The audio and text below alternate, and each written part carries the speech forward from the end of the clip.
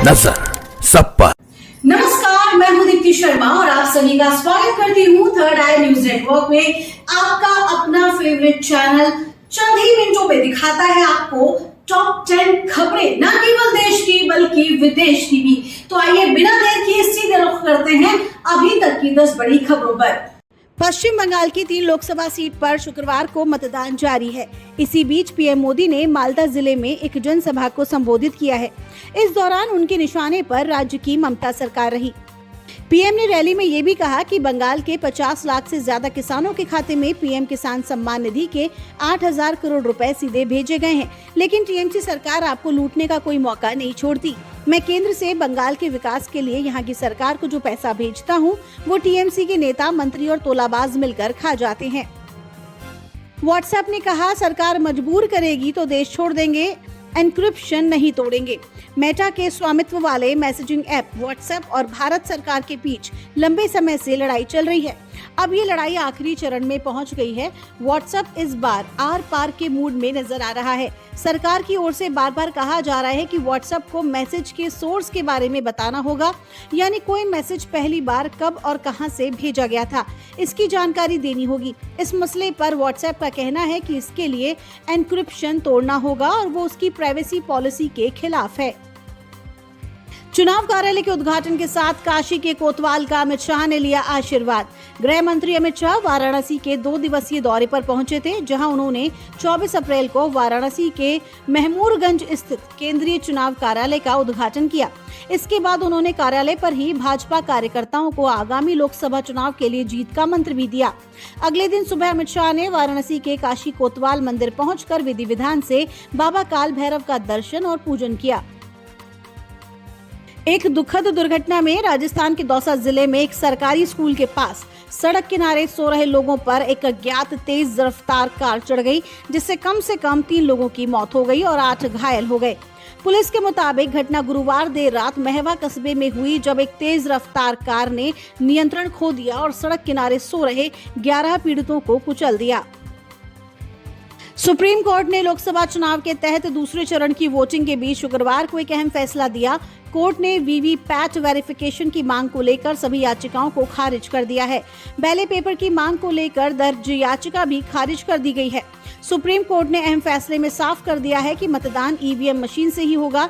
EVM VVPAT का 100% मिलान नहीं किया जाएगा। 45 दिनों तक वीवीपैट की पर्ची सुरक्षित रहेगी। ये पर्चियां उम्मीदवारों के हस्ताक्षर के साथ सुरक्षित होगी।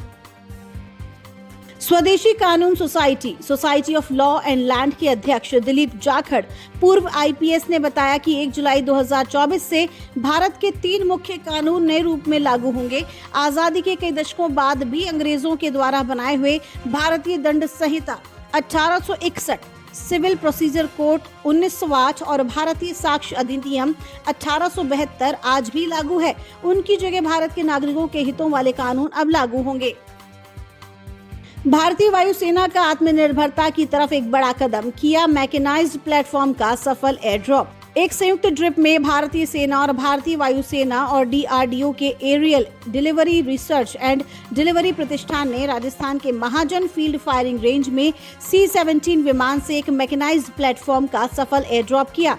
ऑपरेशन के केंद्र में स्वदेशी रूप से विकसित 32 फुट टाइप बी प्लेटफॉर्म की तैनाती थी, जिसे खास तौर से बीएमपी जैसे भारी मशीनीकृत उपकरणों की एयरड्रॉप की सुविधा के लिए डिजाइन किया गया था। विराट कोहली, रिंकू सिंह को जगह नहीं, संजय मांजरेकर ने T20 वर्ल्ड कप के लिए गजब की टीम चुन ली। संजय मांजरेकर ने अपनी टीम में ओपनर के तौर पर रोहित शर्मा और यशस्वी जायसवाल को, नंबर 3 पर संजू सैमसन को, वहीं सूर्य कुमार यादव को नंबर 4 पर रखा है। विकेट कीपर के तौर पर ऋषभ पंत और केएल राहुल है। ऑलराउंडर रविंद्र जडेजा, गेंदबाजों में युजवेंद्र चहल, कुलदीप यादव, जसप्रीत बुमराह, मोहम्मद सिराज को T20 वर्ल्ड कप टीम में जगह दी है।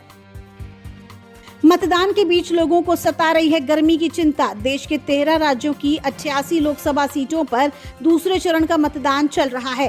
पहले चरण की तरह ही इस चरण में भी मतदान पर मौसम का असर दिखाई दे रहा है। भीषण गर्मी और हीट वेव की चेतावनी को देखते हुए चुनाव आयोग ने कुछ पोलिंग स्टेशन पर मतदान का समय भी बदला है। मौसम विभाग के अनुसार पूर्वी और दक्षिण भारत में अगले 5 दिन तक भीषण लू की संभावना है। वहीं उत्तर पश्चिमी भारत के राज्यों में 26 से 28 अप्रैल के बीच बारिश हो सकती है। 14 साल बाद अक्षय कुमार और प्रियदर्शन की जोड़ी एक बार फिर से साथ काम करने जा रही है। जब भी ये एक्टर डायरेक्टर जोड़ी बड़े पर्दे पर एक साथ आती है तो धमाल मचा देती है। माना जा रहा है कि ये फिल्म भारत के सबसे पुराने अंधविश्वास जादू पर आधारित होने वाली है। HTCT को दिए एक इंटरव्यू के दौरान प्रियदर्शन ने बताया कि उन्होंने हाल ही में अपनी डॉक्यूमेंट्री सीरीज का काम पूरा किया है जो राम मंदिर के इतिहास पर आधारित है। वरुण धवन ने अपनी मां के साथ सेलिब्रेट किया अपना 37वां बर्थडे। बॉलीवुड एक्टर वरुण धवन का आज 37वां जन्मदिन है। ये साल उनके लिए बहुत अच्छा रहने वाला है क्योंकि इस साल उनके पास कई बड़े प्रोजेक्ट्स हैं और वरुण इसी साल पिता भी बनने वाले हैं। तो ये थी अभी तक की 10 बड़ी खबरें। देश विदेश की ताजा तरीन खबरों के लिए जुड़े रहिए थर्ड आई न्यूज नेटवर्क के साथ। जल्द ही चैनल को सब्सक्राइब कर लीजिए और हमारे टॉप 10 बुलेटिन को शेयर कीजिए। नमस्कार। नजर सब पर।